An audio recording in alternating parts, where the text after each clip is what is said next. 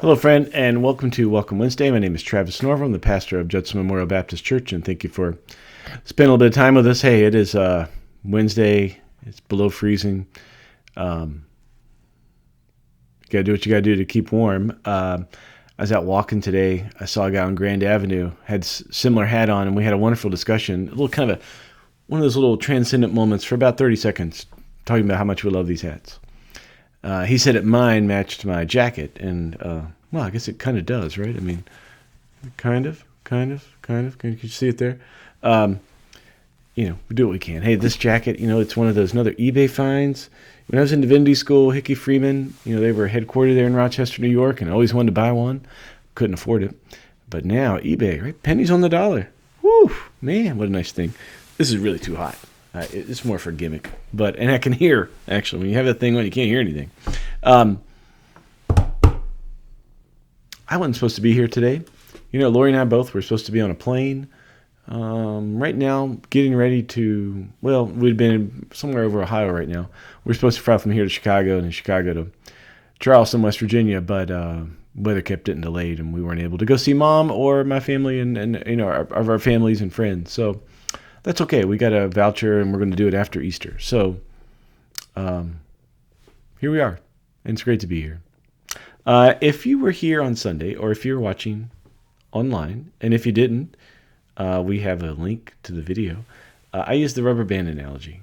I think that right now, this move of Christian nationalism, is trying to keep us like this.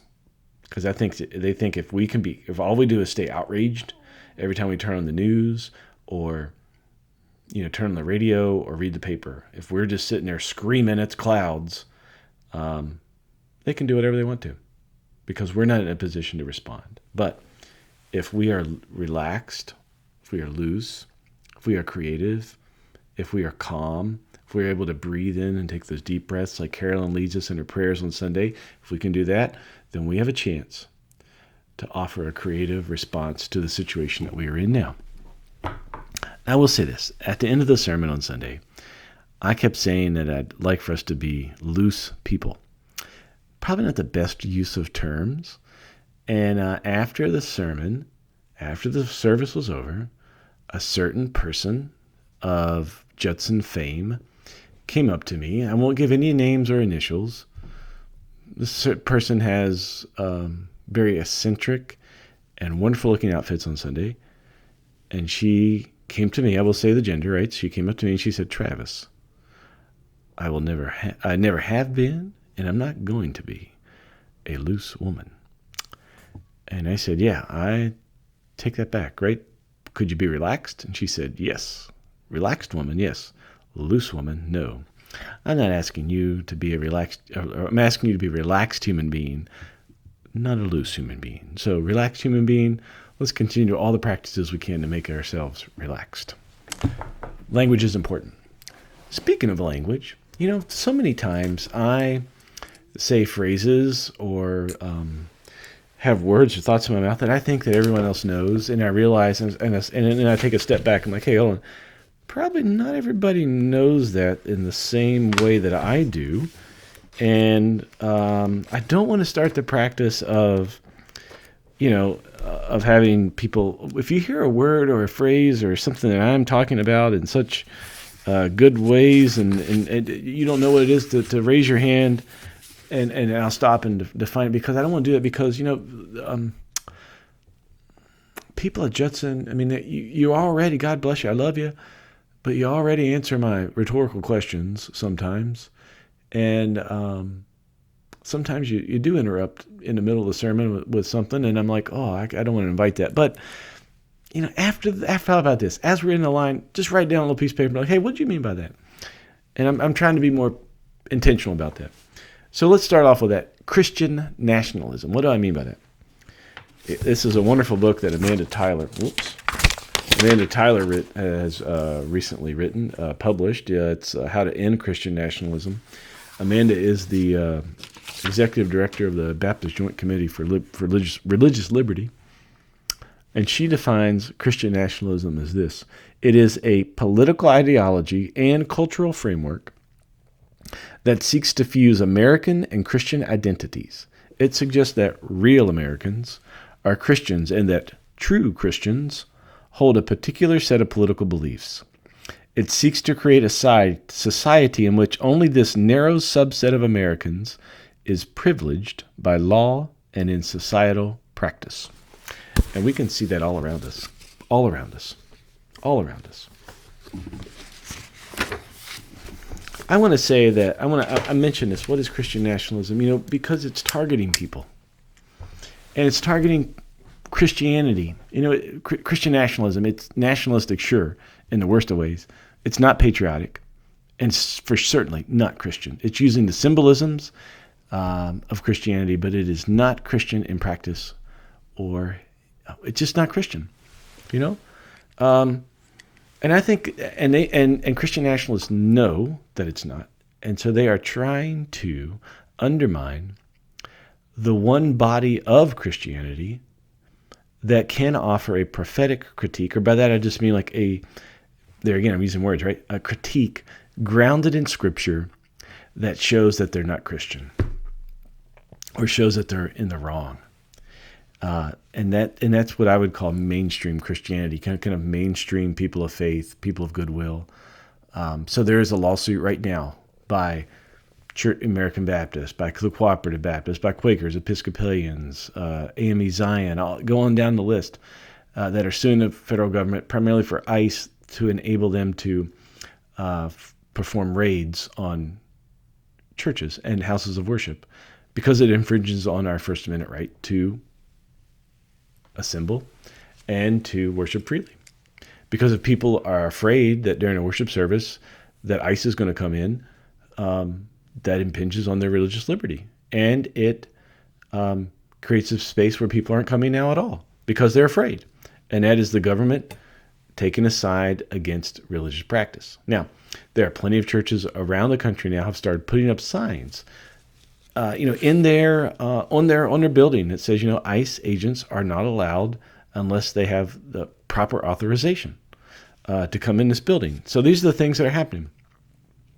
And I think it's up to us as people of faith, as people of conscience, as people of goodwill, to do all we can to stop Christian nationalism right now. It's important to make our stand now because they are targeting small bodies, faith bodies. They figure if they can take them down, they can discredit them, then they can move on to the next. And you can see this now, like why are they targeting transgendered children? Because they know it's a small community, it's a small number of people, and if they can target them, then they can move on to bigger things. So up to here, right, or behind me, right there, I have that picture of Mr. Rogers. And, we've all watched Mr. Rogers, love Mr. Rogers, Presbyterian minister, fantastic human being.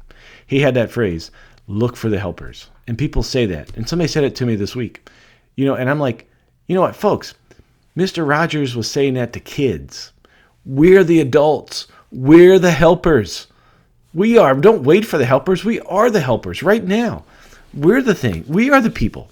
We're the helpers to stand in the way, to stand up, to advocate, to protest, to use our voices, our hearts, minds, bodies, and souls in whatever way we can to stop Christian nationalism now and forever. And that is our call to do. Now, we're going to do it in all kinds of ways. And I would say, do you remember how do I say this? The French Resistance. I don't know how much history you have about the French Resistance, as it tried to combat Nazi France.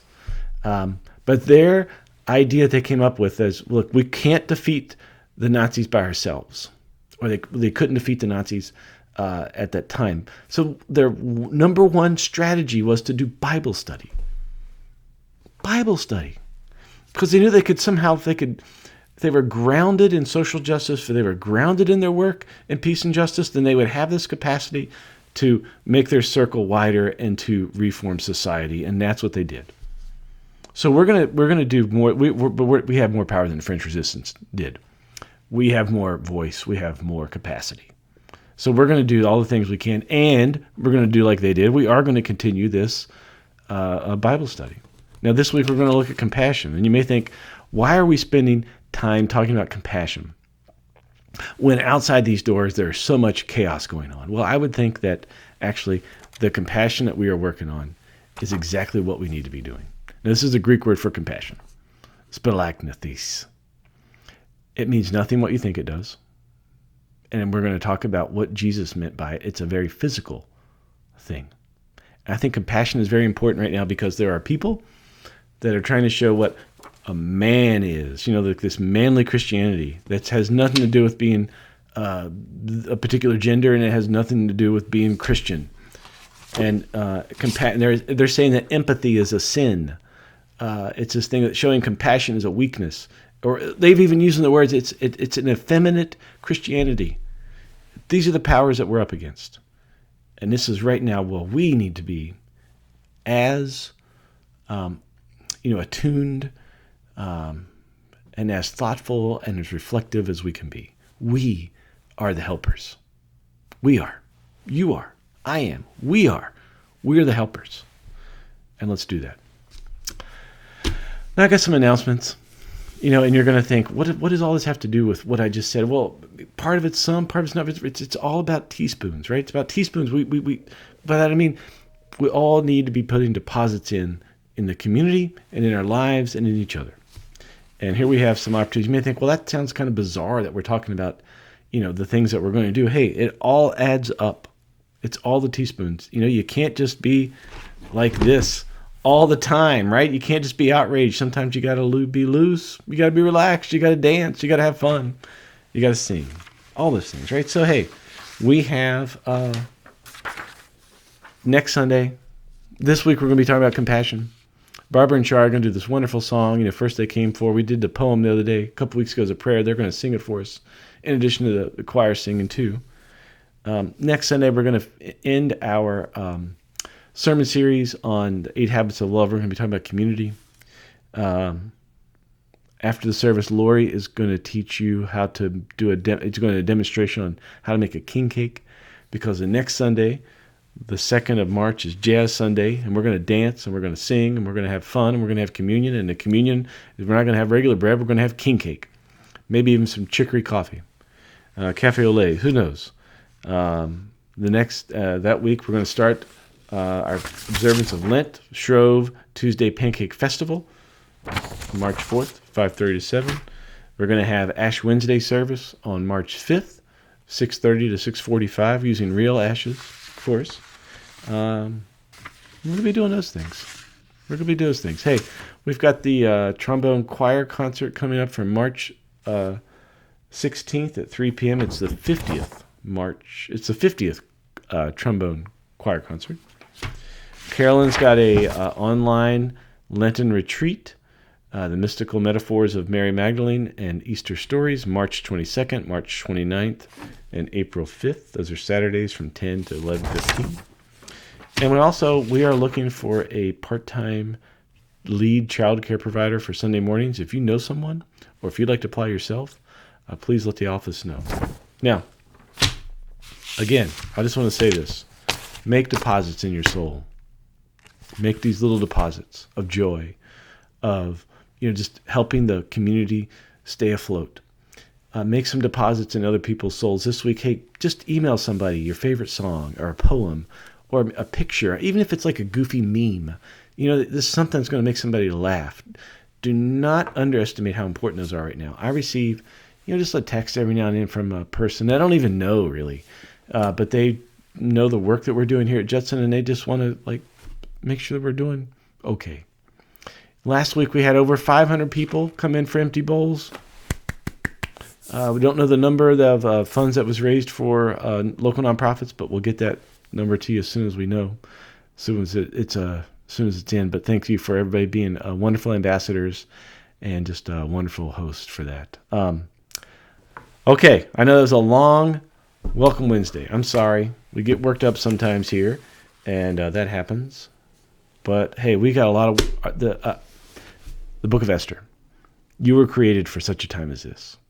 You and I, we were created to rise to this occasion, to not just be the helpers, but to be the people that help lead the way. You and I were created for such a time as this. And I am confident that your heart, that your mind, that your soul, and your body is needed and is able, and that we have everything that we need to offer a creative response to the time that we are in. So God bless you in your work. Hope you get some rest. Make sure you're staying hydrated. Make some good food in there. Make sure you're laughing. Listen to some good songs. Keep feeding that soul as much as you can, because we're going to have to take some deposits from it. I mean, extractions. We're going to be. You know what I mean. All right. See you, friend. Peace.